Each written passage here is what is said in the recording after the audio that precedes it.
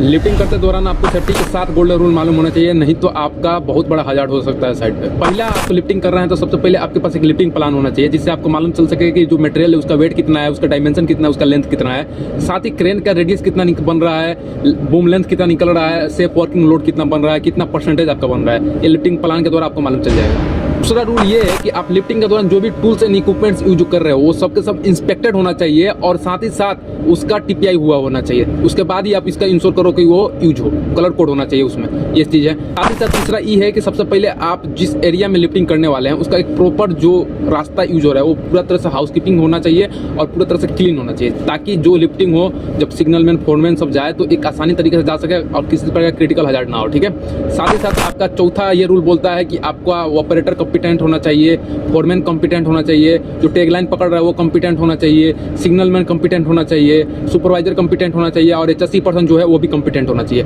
तभी जाकर आपका लिफ्टिंग जो है एक बहुत ही बेहतरीन तरीके से हो पाएगा। ठीक है। लिफ्टिंग का 5वां रूल ये है कि सबसे पहले अगर लिफ्टिंग आप कर रहे हैं तो ये देख लेना है कि आपका जो ऑपरेटर है और जो सिग्नलमैन है इनका कम्युनिकेशन प्रॉपर तरीके से हो रहा है कि नहीं हो रहा है, ये देखना बहुत बड़ी जरूरी होता है, क्योंकि ऑपरेटर अपना जो भी काम करता है वो सिग्नलमैन के इशारे पर ही करता है, तो इनका कम्युनिकेशन एकदम जरूरी है। ठीक है। उसके बाद आपका छठा रूल ये बोलता है, सबसे पहले तो आपका लिफ्टिंग कर रहे हैं तो आपका जो लोड का स्टेबिलिटी है वो सही ढंग से होना चाहिए, हिलता डोलता या ऐसे नहीं होना चाहिए, एक अच्छे तरीके ढंग से स्टेबिलिटी होना चाहिए, उसके बाद ही आप लिफ्टिंग कर सकते हैं। आपका 7वां रूल ये बोलता है कि हवा का स्पीड एकदम प्रॉपर होना चाहिए, अगर 36 किलोमीटर के ज़्यादा हवा आ रहा है तो लिफ्टिंग नहीं कराना है, ऐसा बोला जाता है, लेकिन रूल के अनुसार अगर हवा चल रहा है तो लिफ्टिंग कराना एक बहुत बढ़िया हजार्डियस हो सकता है। ठीक है।